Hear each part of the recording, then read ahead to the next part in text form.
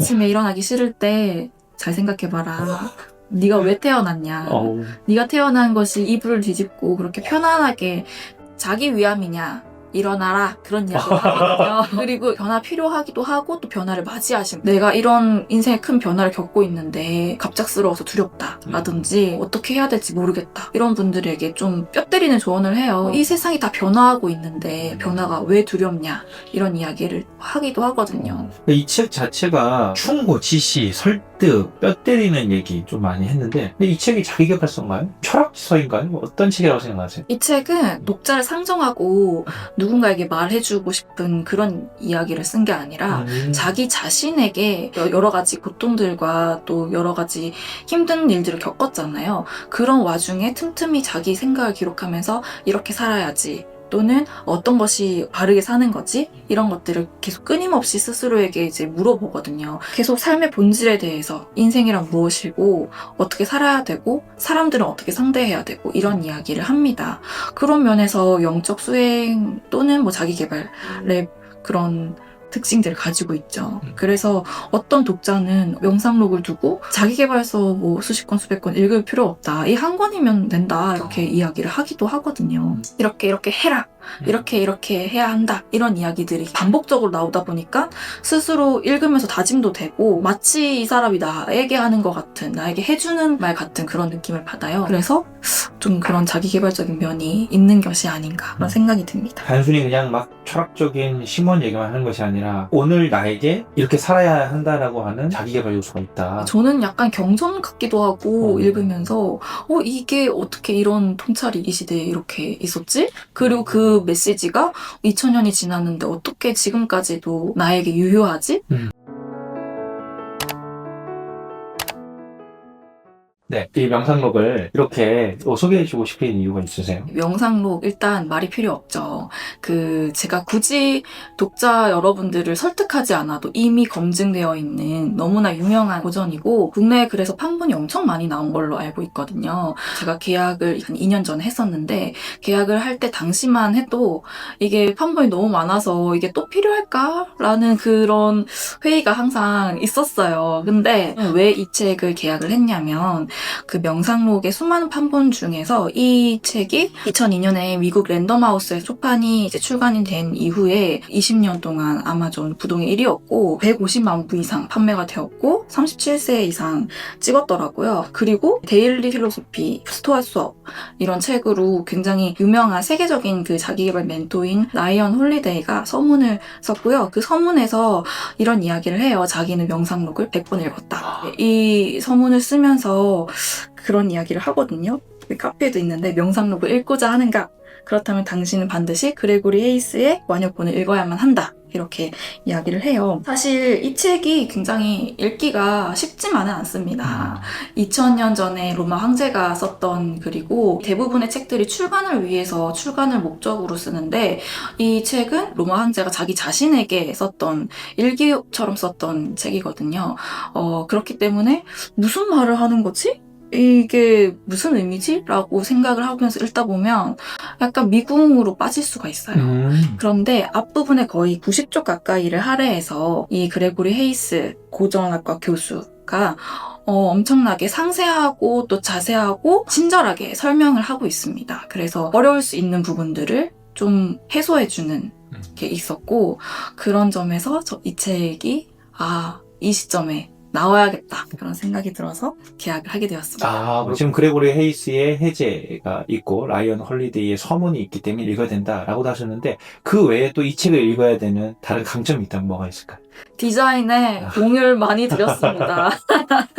네, 제가 사실 지금 나와 있는 명상을 봤을 때 제 마음에 드는 딱 소장하고 싶은 그런 예쁜 표지가 없더라고요. 사실 고전의 경우에 소장을 많이 하시잖아요. 이거를 뭐 대여해서 보실 수도 있지만 이 한 권을 사서 책장에 진열되어 있고 집에 있는 것만으로도 예쁘고 마음이 산뜻해지는 그런 느낌이 들어서 사시는 분들이 있을 텐데 제가 그래서 책 컬렉팅을 많이 하거든요. 근데 이제 그렇게 하기에 예쁜 표지가 없다라는 아쉬움이 항상 있었어요. 하게 되었으니까 예쁘게 만들어보자. 이게 처음에 시안 잡을 때 엄청 고민을 많이 했어요. 이게 올리브를 이렇게 그림으로 나타냈잖아요. 뭐 로마 황제를 상징하는 여러 단어 중에 올리브를 고른 거고요. 제가 올리브를 특별히 좋아해서 그런 건 아니고 이 본문 중에도 올리브 이야기가 종종 나옵니다. 명상록에서 변화에 대한 이야기를 많이 하거든요. 무화과도 나오고 올리브도 예시로 하나 나오는데 우리는 자연의 부주의로 발생한 일조차 그 나름의 아름다움과 매력이 있다는 것을 기억해야 한다. 잘 익어 나무에서 떨어진 무렵에 올리브는 오히려 그 썩은 기미가 독특한 아름다움을 더한다. 이런 이야기가 나와요. 제가 이 책에서 좀 변화에 대한 이야기가 계속 이제 인상 깊게 느껴졌는데 그런 걸 좀 살리고 싶었던 저의 의도도 있었습니다. 그렇군요. 네. 이제 본론으로 들어가서 마르쿠스 아우렐리우스가 누구이며 왜 명상록을 썼는지 한번 말씀 주세요. 마르쿠스 아우렐리우스는 로마 제국의 16대 황제죠. 그리고 이제 오현제라고 하는 그 로마 제국의 황금기를 이끌었던 5명의 황제가 있었습니다. 그 중에 이제 마지막 황제이고요. 신기한 점은 로마 제국의 황제들은 자기 아들이 아닌데도 양자를 들여서 황제로 세우는 일이 자연스러운 일이었다고 하더라고요. 사실 이제 마르쿠스도 자기가 왕이 될 줄 몰랐을 거예요. 그냥 이제 로마 제국의 상류층 가문에서 태어났고 그냥 있었는데 어느 날 눈 떠보니 황제가 된 거예요. 왜냐하면 그 위에 안토니누스 피우스 황제가 있었는데 그 황제가 아들이 없었어요. 그래서 마르쿠스 아우렐리우스를 자기 양자로 받아들이면서 이제 황제가 된 것이죠. 마르쿠스의 삶이 황제로서 막 찬란하고 아름답기만 했느냐 그건 아니고 사실 굉장히 많은 일들이 있었습니다. 계속해서 주변에서 이제 전쟁이 있었기 때문에 자기는 전쟁에도 나가야 되고 또 전염병도 있었고 또 주변 사람들이 많이 죽기도 했고 그런 이제 어려움들을 계속해서 겪거든요. 누군가는 마르쿠스를 보고 로마 제국 황금기를 이끌었던 황제의 삶을 살았다 이렇게 생각하실 수도 있는데 좀 그렇지만은 않은 그늘진 모습도 있는 그런 황제였습니다. 사실 저는 이 책을 읽으면서 지금 우리가 겪고 있는 어려움들을 똑같이 그 황제도 겪었구나 생각이 들었고 이런 우리의 아픔들 똑같은 이런 어려움들을 옛날 사람들도 다 겪었다. 이렇게 이야기를 하거든요. 인간의 그런 고통은 시대와 상관없이 항상 있었구나. 그런 이야기를 마르쿠스가 똑같이 그 시대에도 하니까 그게 좀 놀랍더라고요. 이 명상록을 썼을 때도 이 황제가 좀 힘든 시기였을까요? 명상록이 쓰여진 시기는 마르쿠스가 59세에 전쟁을 수행하다가 거기서 이제 전사를 하거든요. 죽기까지 10년 정도에 걸쳐서 썼던 기록입니다. 우리가 지난 시간에 그 다산의 문장들 나누었잖아요. 뭐 겹치는 내용이 있는 것 같아요. 그러니까 다산도 권력의 정점이 있다가 팍 떨어져서 그때 책을 썼고 이분은 전쟁이라고 하는 아주 죽음의 고비, 그 힘든 가운데 10년의 기간 동안 다산은 18년 동안 500여 권의 책을 썼다면 10년 동안 12권의 책을 썼다라고 하는 게 확실히 사람은 힘들어야 되는구나. 힘들 때 뭔가가 나오지 않나. 그러면 이 책은 좀 힘든 사람이 읽으면 공감이 될까요? 어떤 사람이 읽어야 좋을까요? 힘든 사람이 읽으면 좋긴 하죠. 예를 들면 이제 아침에 일어나기 싫을 때 우리 출근하기 싫고 그럴 때 있잖아요. 그 이야기를 합니다. 마르쿠스가 아침에 일어나기 싫을 때 잘 생각해봐라. 네가 왜 태어났냐. 네가 태어난 것이 이불을 뒤집고 그렇게 편안하게 자기 위함이냐.